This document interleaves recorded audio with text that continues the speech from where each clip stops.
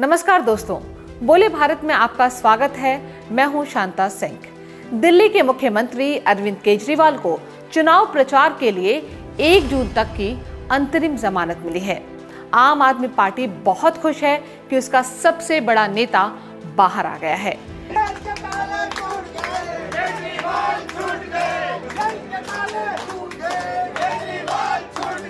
इसका फायदा चुनाव में मिलेगा। आम आदमी पार्टी की स्थिति सुधरेगी, लेकिन कहां पर सुधरेगी? गुजरात में चुनाव हो चुके हैं। ये वो राज्य है जहां विधानसभा चुनाव में आम आदमी पार्टी को उसकी प्रदर्शन से राष्ट्रीय दल का दर्जा मिला था। पंजाब और दिल्ली में मतदान होना बाकी है। पंजाब में आम आदमी पार्टी और कांग्रेस एक दूसरे के खिलाफ चुनाव मैदान में है। दिल्ली में गठबंधन है। यहाँ 4 सीटों पर आम आदमी पार्टी को जिताने की चुनौती केजरीवाल के सामने है। कांग्रेस इस उम्मीद में खुश है कि केजरीवाल का करिश्मा शायद उसे दिल्ली की 3 सीटों में से 1-2 सीटें दिलवा दे, लेकिन पंजाब में यही करिश्मा उसके खिलाफ काम करेगा।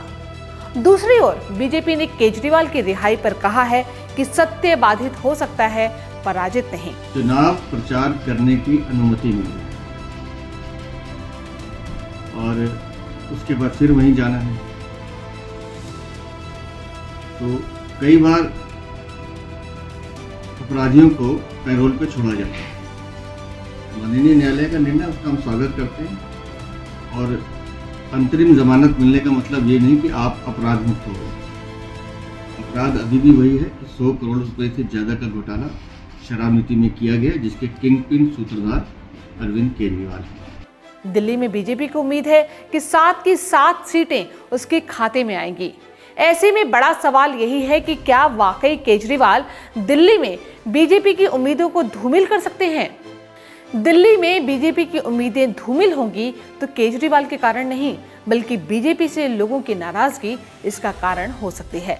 लेकिन यही एक चुनावी चलन से बीजेपी को बहुत बड़ी राहत भी मिल सकती है। दिल्ली के मतदाता कमाल के हैं। विधानसभा में केजरीवाल की पार्टी को दिल खोल कर वोट देते हैं, जबकि उससे 7 या 8 महीना पहले ही लोकसभा चुनाव में केजरीवाल की पार्टी को 0 सन्नाटा में समेट देते हैं। 2014 के लोकसभा चुनाव में बीजेपी दिल्ली की 7 सीटें जीत गई, लेकिन 2015 के विधानसभा चुनाव में बीजेपी को सिर्फ 3 सीटें मिली और आम आदमी पार्टी ने 67 सीटें जीत ली। यानी कि लोकसभा में जितनी सीटें बीजेपी ने हासिल की थी, उसकी आधी सीटें भी विधानसभा में नहीं मिली। फिर 2019 का लोकसभा चुनाव आया तो बीजेपी को फिर से 7 की 7 सीटें मिली, लेकिन 2020 का विधानसभा चुनाव आते आते आम आदमी पार्टी ने फिर से 70 में से 62 सीटें जीत ली। बीजेपी जरूर 3 से 8 पर आ गई, लेकिन मामला एक तरफा ही रहा। दिल्ली की मतदाताओं की इस कलाबाजी से यही लगता है कि वो लोकसभा और विधानसभा के लिए वोट डालते समय अलग अलग हालातों को सामने रखते हैं। जहां तक पंजाब का सवाल है, पंजाब में मुकाबला आम आदमी पार्टी और कांग्रेस के बीच है। दिल्ली के दोनों सहयोगी पंजाब में एक दूसरे की कब्र खोदने में जुटे हैं। ऐसा क्यों हुआ? तो ये हम आपको बताते हैं। पंजाब में चुनाव पूर्व के सियासी आकलन में ये सामने आया कि अकाली दल और बीजेपी मुकाबले में कहीं नहीं है। मुकाबला आम आदमी पार्टी और कांग्रेस के बीच है, इसलिए वहां पर गठबंधन करने से अकाली और बीजेपी को जमीन तैयार करने का अवसर मिलेगा। लिहाजा गठबंधन करने की जगह दोनों दलों ने एक दूसरे के खिलाफ लड़ना बेहतर समझा। अब पंजाब में कांग्रेस और आम आदमी पार्टी एक दूसरे के खिलाफ हमलावर हैं और दिल्ली में एक दूसरे के पक्ष में हैं। जनता के मानस पर इस भ्रामक समझौते का क्या कुछ भी असर नहीं होगा? मुझे लगता है कि इससे मतदाताओं के बीच संकेत ठीक नहीं जा रहा। मतदाताओं ने अगर इन्हें एक ही मान लिया तो फिर दोनों ही जगहों पर जीत की उनकी संभावना कमजोर पड़ जाएगी। दिल्ली में आम आदमी पार्टी 4 सीटों पर लड़ रही है और कांग्रेस 3 सीटों पर। दिल्ली में जीत का नैरेटिव बनाने के लिए जेल से बाहर निकलते ही केजरीवाल ने प्रधानमंत्री मोदी पर आरोप लगाया कि वो 1 नेशन 1 लीडर चाहते हैं।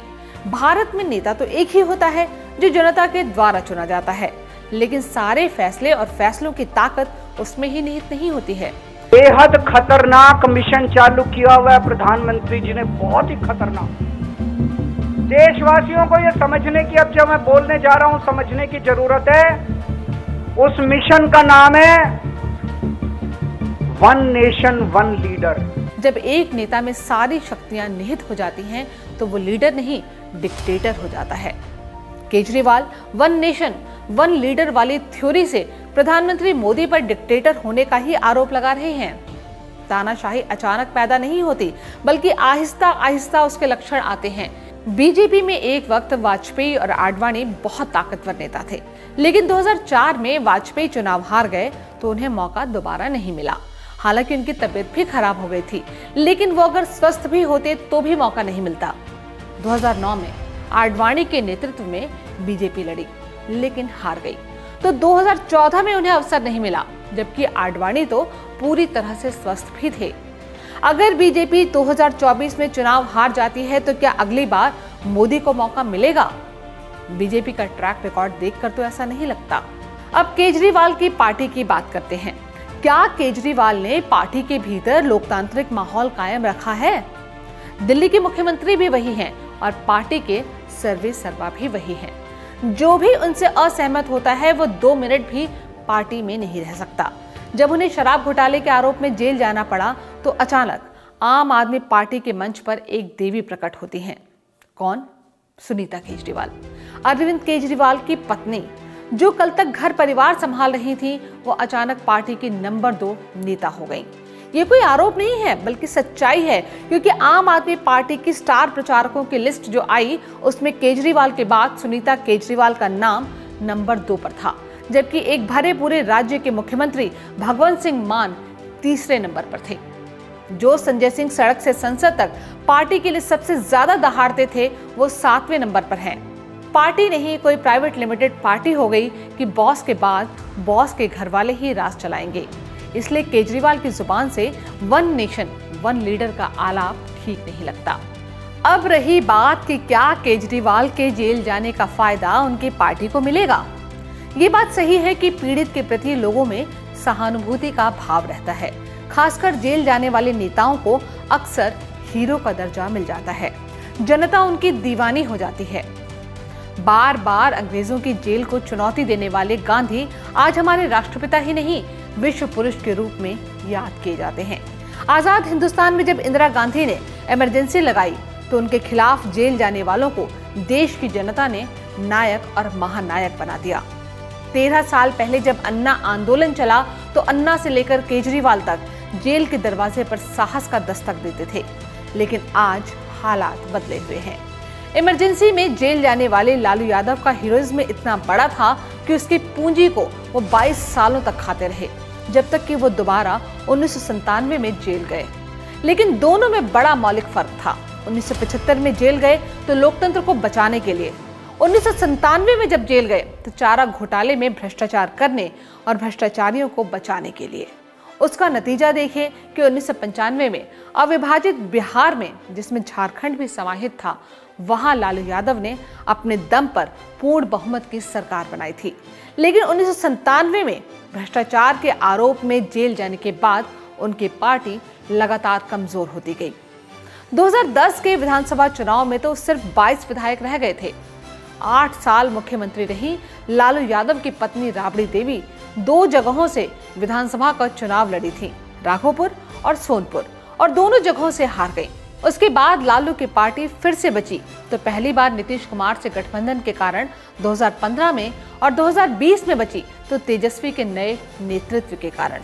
साथ ही नीतीश कुमार के ढुलमुल नेतृत्व से उपजी नाराजगी भी तेजस्वी के काम आई। अब दिल्ली की बात करें तो केजरीवाल के जेल से बाहर आने के बाद आम आदमी पार्टी के हार्डकोर कार्यकर्ताओं में तो उत्साह, जोश और जुनून दिख सकता है, लेकिन आम वोटरों के सामने ये तस्वीर भी रहेगी कि वो भ्रष्टाचार के आरोप में जेल गए हैं।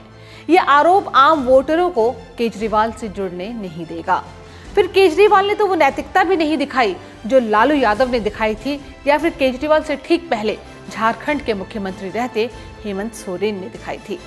लालू यादव या हेमंत सोरेन के लिए जेल जाने की नौबत आई तो उन्होंने अपने पद से इस्तीफा दे दिया था, लेकिन केजरीवाल चिपके रहे। ये बात ठीक है कि संविधान नहीं कहता कि किसी की जेल जाने से उसका पद छोड़ना जरूरी होता है, लेकिन जिस अम्बेडकर के नाम को अरविंद केजरीवाल अपने चुनावी राजनीति की माला में मनकी की तरह फेरते हैं, उन्होंने भी कहां सोचा होगा कि उनके देश में ऐसे लोग होंगे जो संविधान का हवाला देकर संवैधानिक परंपराओं का निर्वाह नहीं करेंगे। केजरीवाल के मुख्यमंत्री पद पर बने रहने से लोगों में यही ध्वनि जाती है कि समाज बदलने की दुहाई देने वाले केजरीवाल पद के लिए बदल गए। ऐसे अनैतिक नेता के पक्ष में जनता खड़ी होगी या नहीं, ये देखने वाली बात होगी। बोले भारत के इस एपिसोड में आज इतना ही। अगर आपको ये वीडियो पसंद आया हो तो इसे लाइक और शेयर करना ना भूलें। हो सके तो हमारे चैनल को सब्सक्राइब भी कर लें। नमस्कार।